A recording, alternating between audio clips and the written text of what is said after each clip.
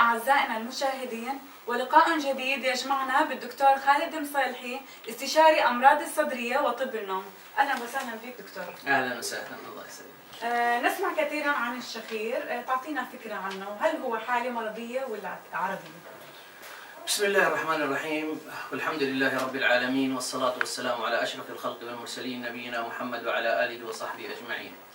الشخير عبارة عن صوت مزعج يصدر من النائم بسبب ضيق في مجرى التهوية، مجرى الهواء، ويكون في بعض الأنسجة حول الحلق وفي سقف الحلق مترهلة، مما يسبب اهتزاز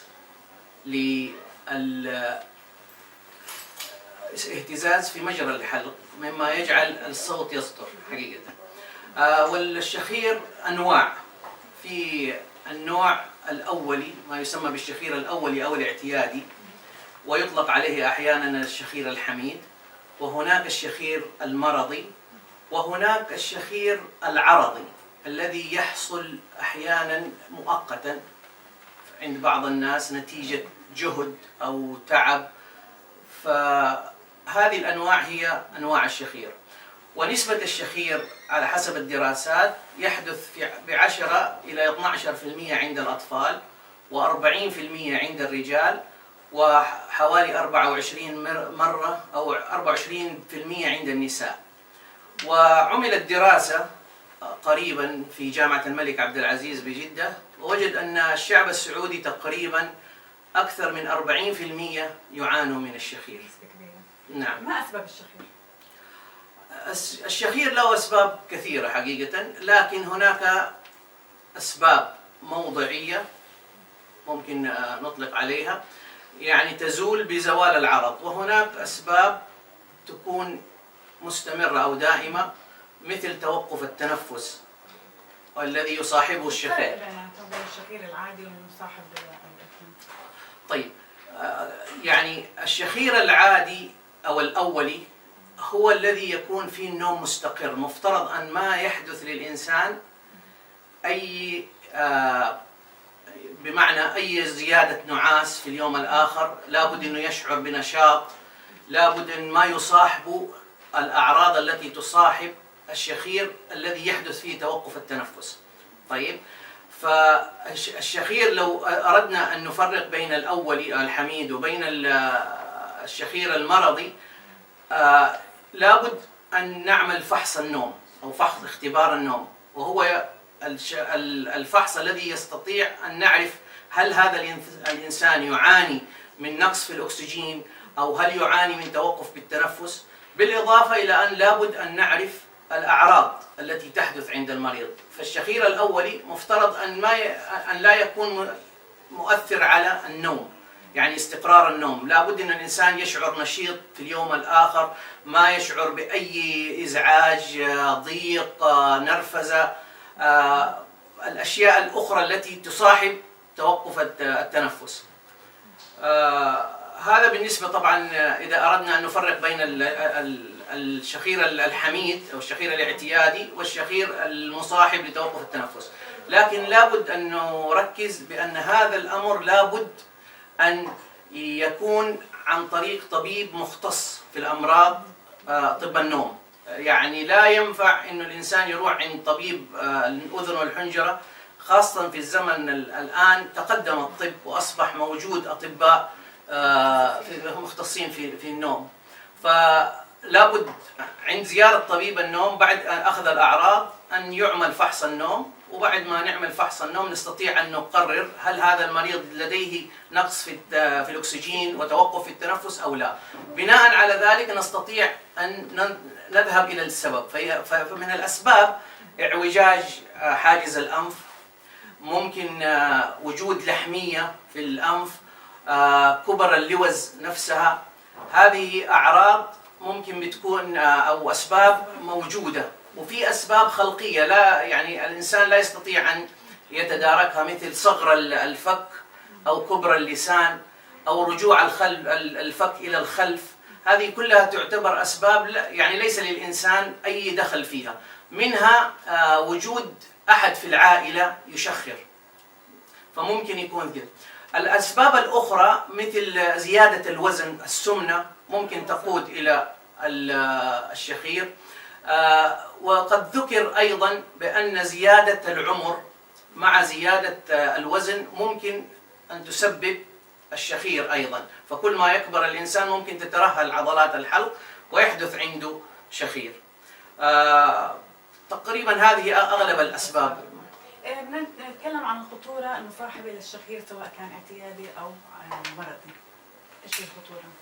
الخطورة طبعا مضاعفات ممكن. طبعا الشخير إذا كان يصاحبه نقص في التنفس، توقف في التنفس أو نقص في الأكسجين، فهذا يعتبر خطير، لأنه ممكن يسبب ارتفاع في ضغط الدم، ممكن يسبب مرض السكري، ممكن يسبب طبعا غير النرفزة. طبعا يكون الإنسان متوتر، يحدث عنده سريع النرفزة، سريع الغضب ممكن يحصل عنده، بالإضافة إلى بعض الجلطات التي تحدث نتيجة نقص الأكسجين. ممكن تحدث جلطات في القلب، في عضلة القلب، أو ممكن تحصل جلطات في الدماغ.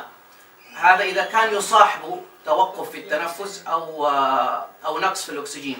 أما إن كان لا يصاحب ذلك، فطبعا بمجرد أن تعمل عملية بالنسبة إذا كان تزيل السبب، إذا كان فرضا عبارة عن لوز كبيرة أو إذا كان انحراف في الحاجز الأنفي، بمجرد ما تعدله بيتحسن الإنسان.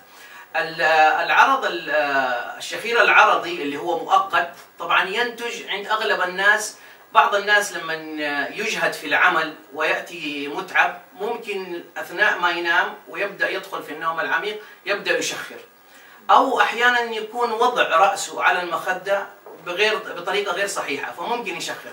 لكن يشترط أن يكون هذا الإنسان الذي عنده اللي وجد عنده الشخير العرضي أن لا يشخر يعني في الأيام العادية، يعني فقط إنه وجد في هذه الأثناء أو في هذه المرة. أما إذا كان يشخر في الأيام الأخرى فيختلف. طيب نتكلم عن طرق علاج الشخير العادي. طيب الشخير كما ذكرنا له أسباب، فإذا عالجنا السبب إذا كان سبب موضعي فممكن يتحسن. لكن هناك أمور أخرى مثل نقص الوزن، يعني لو كان الإنسان وزنه زايد أو كتلة الجسم عنده عالية، بمعنى آخر إنه زيادة وزن أو سمين، فطبعا بنقص الوزن ممكن إنه يخف الشخير. بعض الناس يزيد الشخير عندما يكون نايم على ظهره، فباختلاف بمجرد أن نجعل إنه ينام على جنبه سواء الأيمن أو الأيسر ممكن يتحسن الشخير، لأنه طبعا معروف النوم على الظهر ممكن يخلي اللسان يرجع إلى الخلف ويسبب الشخير. في طبعا أمور أخرى اللي هي طبعا مثل وجود لاصق، يعني يوضع على الأنف ليساعد فتحة الأنف، يساعد على مرور الهواء بطريقة أفضل في الأنف. طبعا عبارة عن شريط لاصق موجود في الحلق. بيحطوا يعني على طول؟ لا، أثناء النوم طبعا، بس يعني على طول يعني. نعم يوميا، نعم بشكل يومي ممكن يضع اللاصق تحته شريحة معدنية تساعد على فتحة الأنف، مما يساعد على زيادة التهوية وفتحة تجويف الأنف من الداخل. هذه أحد الطرق العلاج. هناك طريقة أخرى وهي يستخدموها طبعا اللي هي التركيبات البلاستيكية، توضع في داخل الفم على الأسنان. وهناك طريقتين، ممكن طريقة إنها تضع على الفك السفلي تحاول أن تقدمه إلى الأمام قليلا فيساعد إنه يفتح مجرى التنفس التهوية، أو في طريقة أخرى وهو بشد اللسان، يعني وضع أيضا بلاستيك يساعد إنه يسحب اللسان إلى الأمام مما يجعل مجرى الهواء برضو يتسع. ويوجد برضو طريقة جديدة وهي عبارة يسموها بروفنت، عبارة عن بلاستيك يضعوها على فتحة الأنف. طيب فتحة الأنف الاثنين اليمين واليسار، وهذه الطريقة اللصقة هذه لها أخرام طيب تساعد أن التهوية أثناء التنفس يدخل الهواء، لكن أثناء الخروج عند الزفير تقفل فتحة دخول الهواء من الأنف، ولكن تعمل مقاومة. المقاومة هذه تفتح مجرى الهواء. هذه بالنسبة للطرق. وفي طرق جراحية وهي عبارة عن علاج الليزر ممكن، أو بالموجات الحرارية. يحاولوا أن الترهلات اللي تكون موجودة يحاولوا أن يعالجوها عن هذا الطريق. ولكن طبعا هذه كل العلاجات غير يعني مجدية 100%. بقي أن قبل ما أنسى اللي هو في عملية يعملوها أطباء الأنف والأذن والحنجرة دائما، يسموها مختصرة UPPP. طيب، هذه عبارة عن أنهم يشيلوا اللوز مع اللهاء، طيب، مع جزء من سقف الحلق، طيب، على أساس يوسعوا مجرى التهوية.